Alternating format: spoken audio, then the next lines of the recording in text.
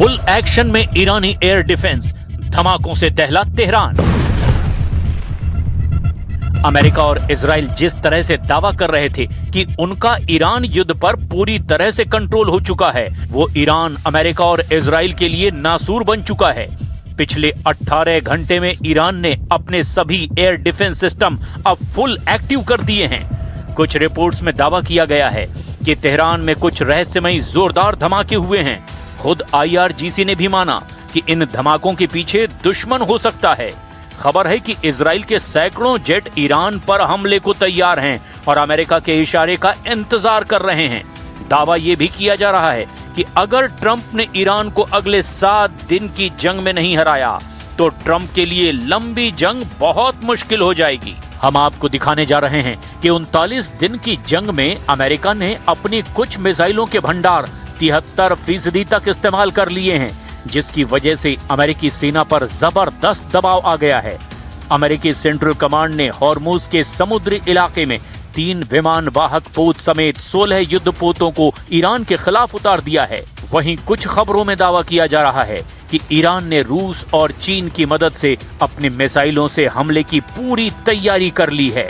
खुद ईरान की IRGC के कमांडर और जनरलों ने दावा किया कि ईरान ने इजराइल और पश्चिम एशिया में मौजूद अमेरिका के सभी अड्डों पर अपने टारगेट लॉक कर दिए हैं।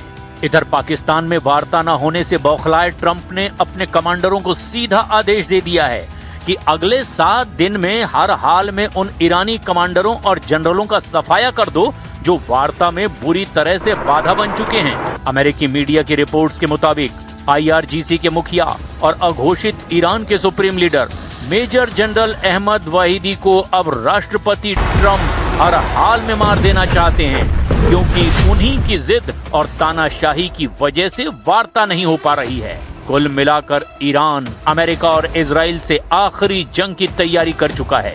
तेहरान में हुए धमाके एक तरह से राउंड 2 युद्ध का वो बिगुल साबित हो रहा है, जो कहीं न कहीं परमाणु हमले की तैयारी का इशारा भी हो सकता है।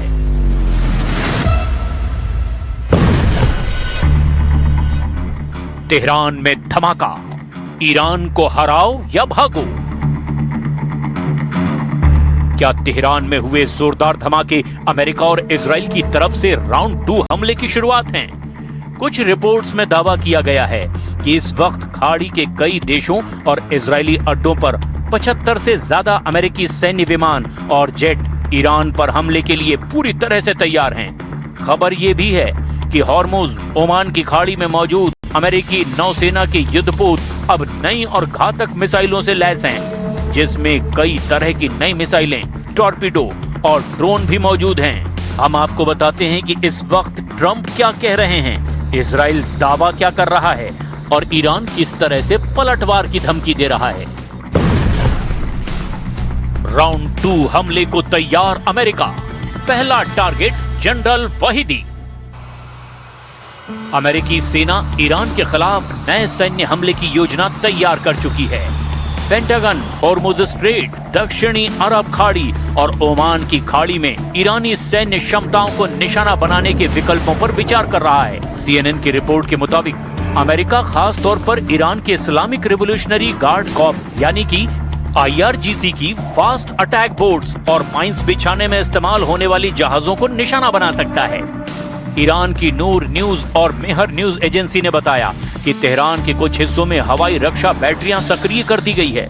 हालांकि उन्होंने इसके कारणों के बारे में साफ तौर पर कुछ नहीं बताया और ना ही किसी घटना की जानकारी दी।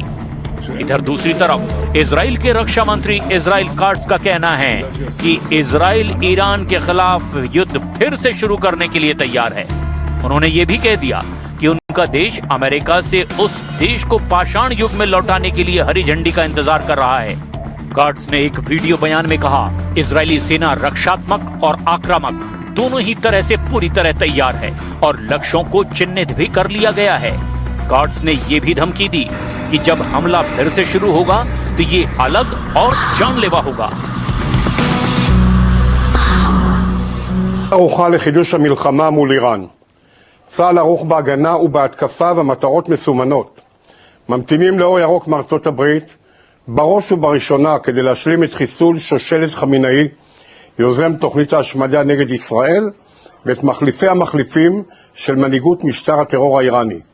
ובנוסף, להחזיר את איראן לעידן החושך והאבן, על ידי פיצוץ מתקני האנרגיה והחשמל המרכזיים וריסוק התשתיות הלאומיות הכלכליות.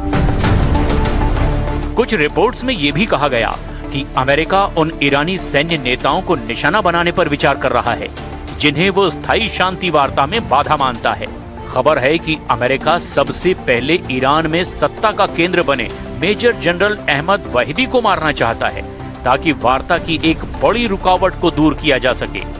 अमेरिका का ये भी कहना है कि अगर जरूरत पड़ी तो ईरान के मिसाइल भंडार और लॉन्चरों पर दोबारा हमला हो सकता है। داشتیم مذاکره می‌کردیم. آتش بسی که می‌دونیم از همون اول هم عرض کردم با بدعهدی طرف مقابل مواجه شد. خب الان اینجا دیگه موضوع هسته‌ای موضوع اصلی مذاکرات نمیتونه باشه. موضوع اصلی خاتمه دادن به جنگ به نحوی که منافع و مصالح ما رو تأمین بکنه. अमेरिका का हथियार गोदाम खाली, लंबा युद्ध नहीं करेंगे ट्रंप।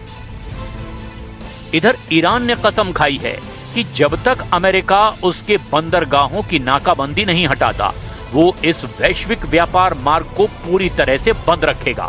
अब दिक्कत यह है कि ईरान पर बड़े हमले की तैयारी के दावे तो किए जा रहे हैं, लेकिन अमेरिका का हथियार गोदाम खतरनाक स्तर तक खाली हो चुका है।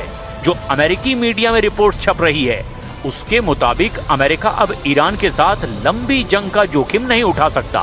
रक्षा विभाग के अंदरूनी अनुमानों का हवाला देते हुए न्यूयॉर्क टाइम्स ने बताया कि अमेरिकी सेना ने अपनी लगभग 1100 joint air to surface stand off missile extended range यानी कि JASSM-ER मिसाइलें बची थी, जिनमें से लगभग 1100 मिसाइलें दागी जा चुकी हैं। अब केवल 400 के आसपास मिसाइलें ही बची है। JASSM-ER की मारक क्षमता 600 मील से ज्यादा है और इसे दुश्मन की हवाई सुरक्षा की सीमा से बाहर रहते हुए भी मजबूत लक्ष्यों को भेदने के लिए डिजाइन किया गया है। इसकी एक मिसाइल की कीमत लगभग $11 लाख है। इसके अलावा अमेरिकी सेना ने ईरान में 1000 से ज्यादा टॉमहॉक क्रूज मिसाइलों का भी इस्तेमाल किया है, जो लगभग उस संख्या का 10 गुना है जितनी वो हर साल खरीदती है। यानी अमेरिका एक साल में जितनी टॉमहॉक मिसाइलें खरीदता या बनाता है, ये संख्या उससे 10 गुना ज्यादा है। मतलब अगर अमेरिका साल भर में 100 मिसाइलें बनाता है तो उसने एक ही झटके में 10 साल का स्टॉक खत्म कर दिया है। न्यूयॉर्क टाइम्स की रिपोर्ट के मुताबिक पेंटागन ने एक युद्ध में 1200 से ज्यादा पैट्रियट इंटरसेप्टर मिसाइलें भी दागी है, जिनमें से हर एक की कीमत $4 मिलियन से भी ज्यादा है। अमेरिका ने पूरे 2025 में सिर्फ 600 पैट्रियट इंटरसेप्टर मिसाइलें ही बनाई। रिपोर्ट में कहा गया कि अमेरिकी सेना ने 1000 से ज्यादा प्रिसीजन स्ट्राइक और ATACMS जमीन आधारित मिसाइलों का भी इस्तेमाल किया, जिससे उनका भंडार चिंताजनक रूप से कम हो गया है। अमेरिका ने अपनी क्षमता का करीब 73% हिस्सा खर्च कर दिया है। किसी भी महाशक्ति के लिए अपने प्रिसीजन गाइडेड मिसाइलों का इतना कम स्टॉक होना खतरनाक माना जाता है। और ये कोई साधारण मिसाइलें नहीं हैं, ये एक स्टैंड ऑफ मिसाइलें हैं, जिसका मतलब है कि इसे दुश्मन के रडार या डिफेंस सिस्टम की रेंज से बाहर रखकर ही विमान से दागा जा सकता है। अब ऐसे हालात में क्या ट्रंप ईरान पर परमाणु हथियारों का इस्तेमाल कर सकते हैं? ये अपने आप में एक सबसे बड़ा सवाल है।